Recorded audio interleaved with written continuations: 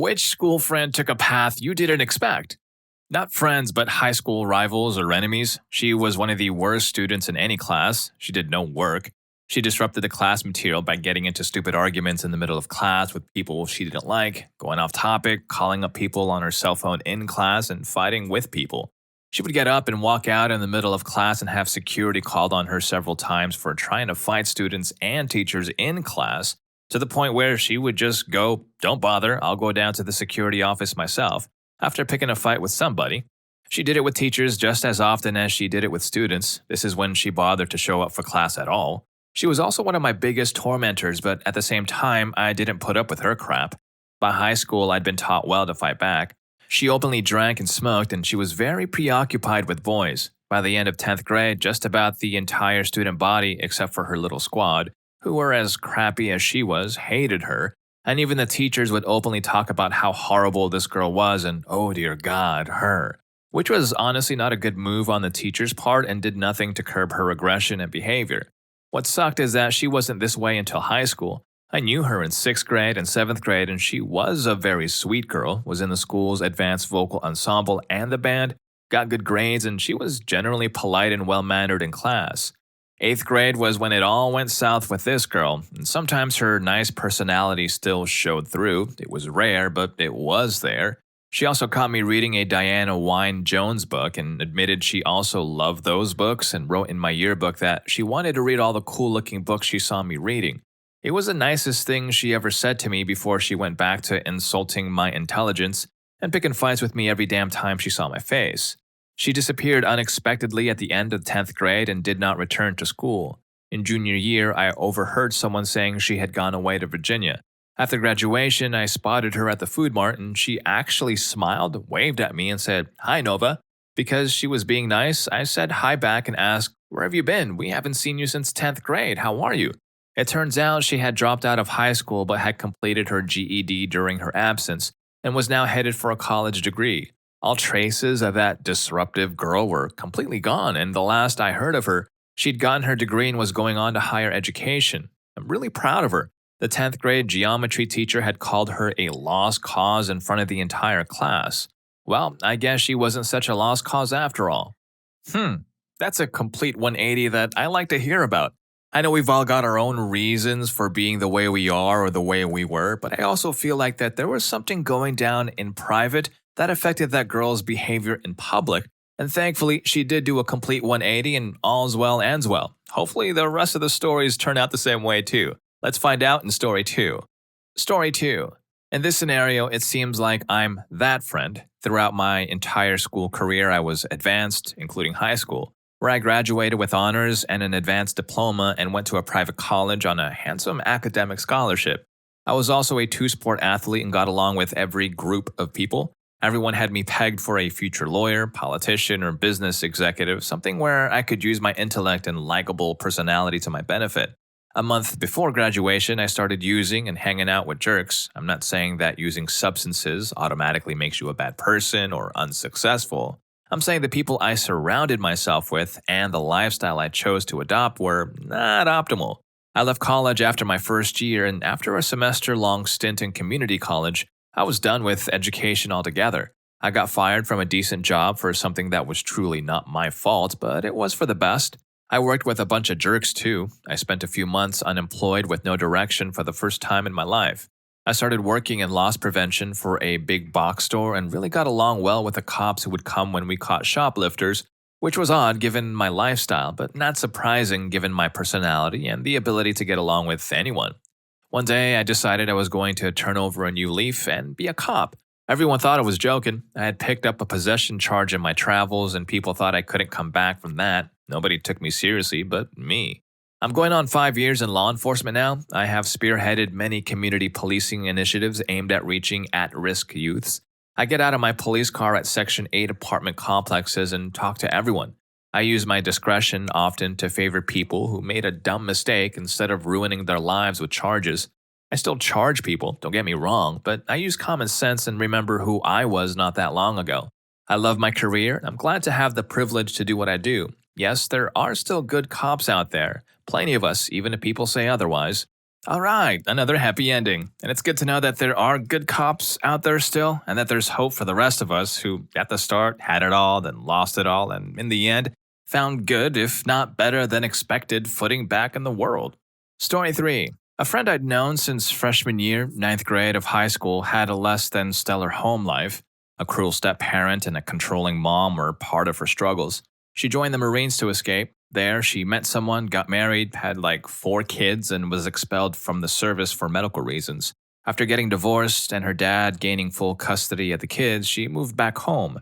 She bounced around in a travel trailer with a younger boyfriend who stole his boss's business credit card before they disappeared to God knows where.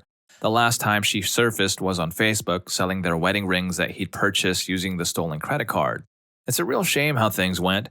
She had done well in the Marines and even in the early years of her marriage. I'm not sure what the tipping point was. She was furious about losing custody, but she wanted to uproot 4 kids from their home, school, friends, and dad's side of the family to bounce around in a 13-foot travel trailer, living off of her $650 in disability. She absolutely refused to acknowledge how horrible that would have been for them. Another was a girl who was in the top 10 of my graduating class. She had plans for becoming a lawyer and probably would have succeeded, seeing as how her mock trial team won state. She went to college and learned she enjoyed the arts much more. She briefly became an actress but failed. She moved back home with her parents and started her own photography business, but she also failed. Now she's a very successful dancer. While she has failed in many of her endeavors, I always admired her will to find something new to try. There's also the kid in our class who some of us were sure would become a horrible person, who is now the fire chief of the local fire department. Story 4. He wasn't a friend, but I still value his story. He wasn't a very good student, was quite a delinquent, and was known to have the most demerits. I didn't really know him too well, but he knew of me because I did really well in high school and word of me got around. One day during senior year, he saw me in the bathroom and started talking to me. He told me that he looked up to me, that I inspired him, and that he was going to turn his life around. He said he knew he screwed up and that he didn't take things seriously, but he told me to watch him change, become better, and succeed. I told him to go for it and never stop believing in himself, and I never spoke to him again. We were connected on Facebook, so I saw his life updates on my newsfeed.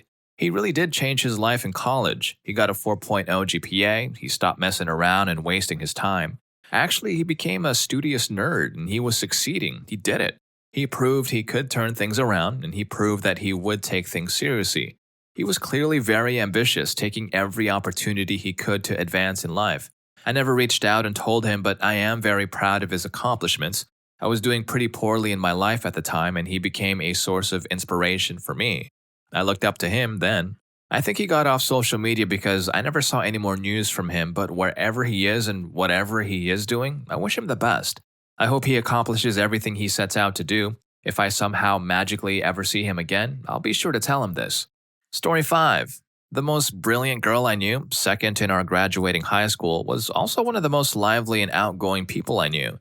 She could befriend anyone. She was so fun and energetic, and she thoroughly enjoyed living life. I thought she was destined for so much more success. She ended up passing away last year, just a couple of months shy of her 24th birthday after a lengthy private battle with an illness. When I found out about it, it was already terminal, and all I could think was how unfair it was that someone with so much potential, who did everything right in life, could just go like that. Her passing really got to me, and as the 1-year anniversary is approaching, I constantly remind myself to make the most of every second of my life because hers was cut so short. A lovely girl in my class, she had to repeat the year. She was strikingly pretty, with the face of an angel. I always wondered if she felt self-conscious and grew obsessed with her looks because it was what people valued. Nobody made the same fuss about her good grades or niceness. She's now on the heavier side, couch surfing, and pretty much always wears the same big brown coat and tracksuit pants. I was shocked to see her go from one extreme to the other. She's still really nice, and I hope it works out for her.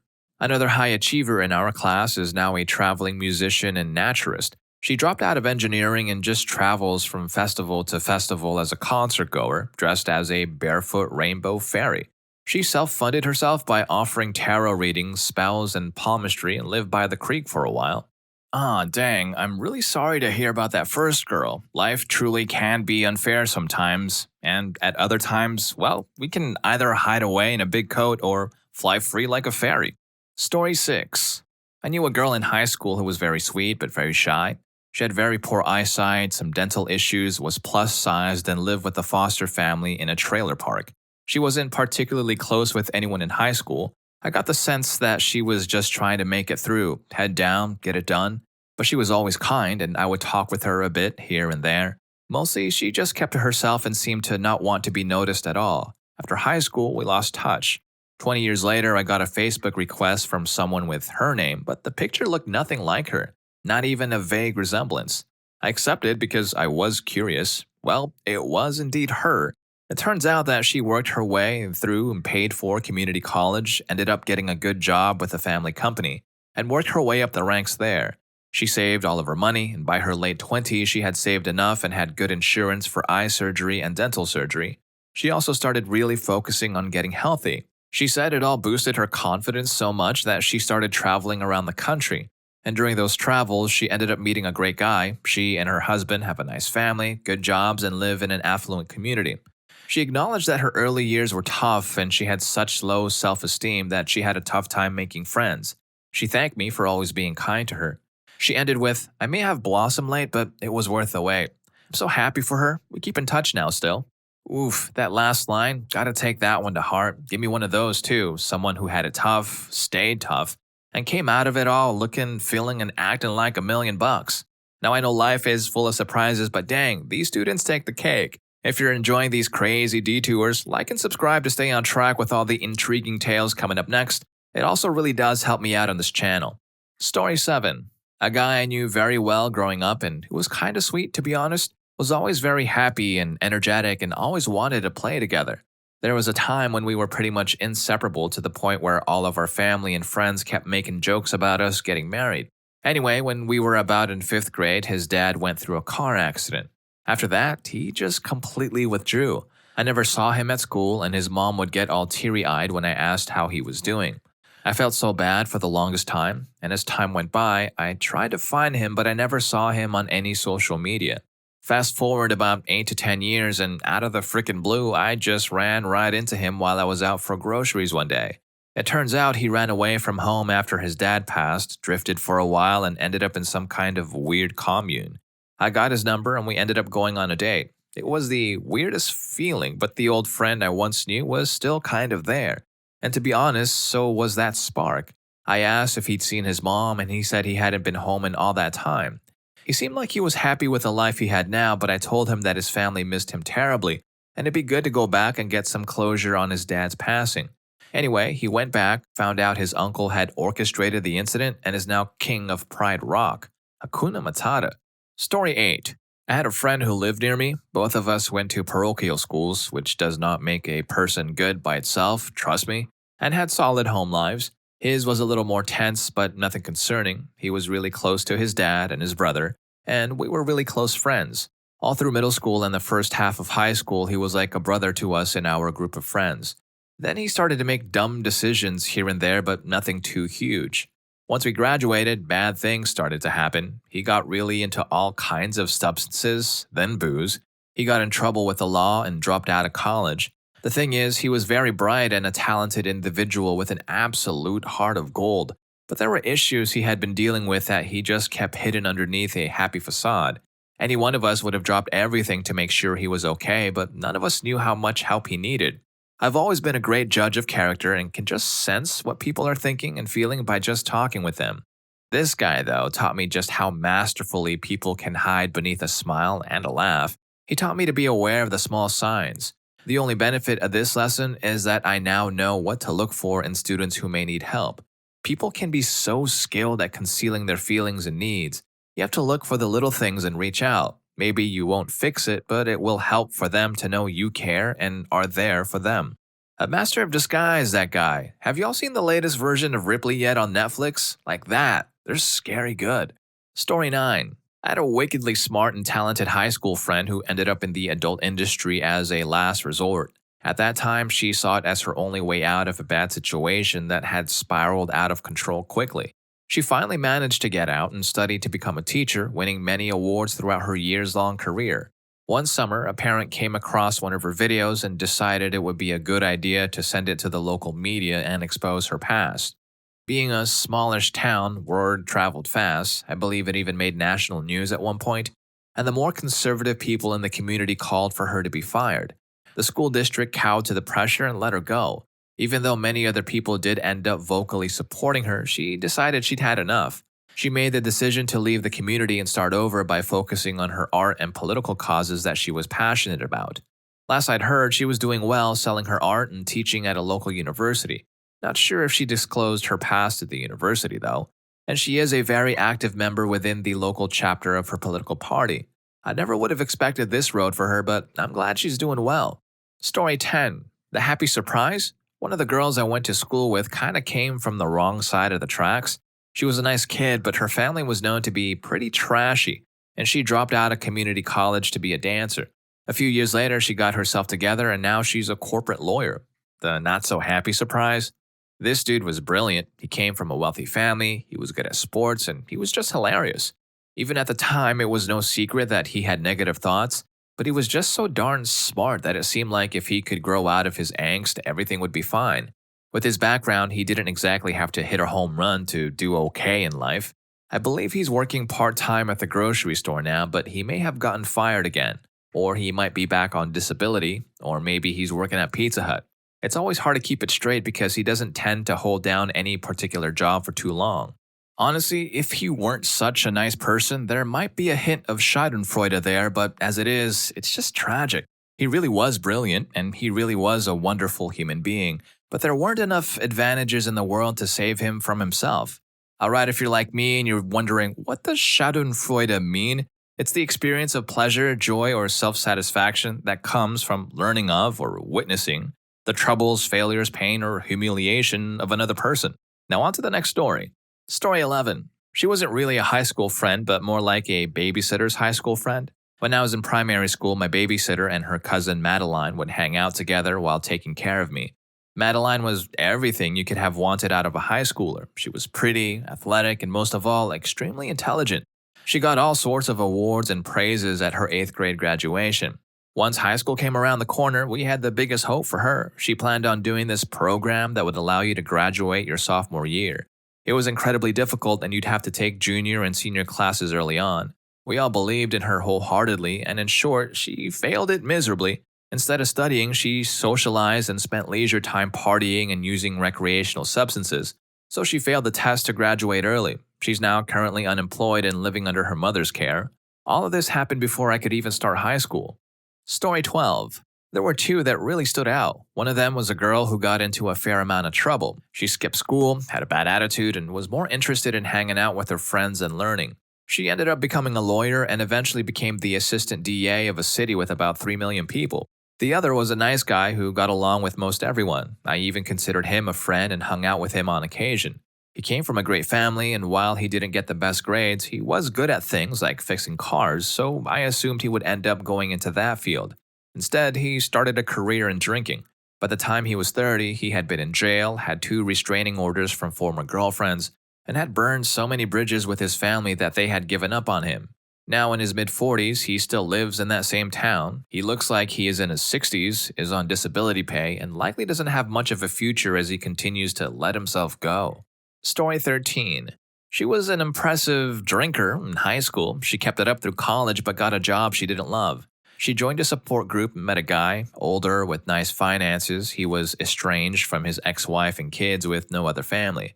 So they got married, and a few months later they were both drinking again. Within 2 years, he kicked the bucket, leaving her everything. She was quote-unquote devastated. She went back to the support group and met another guy. Apparently, older men who are estranged from their families are super easy to find there. You guessed it, the same thing happened to this dude as well.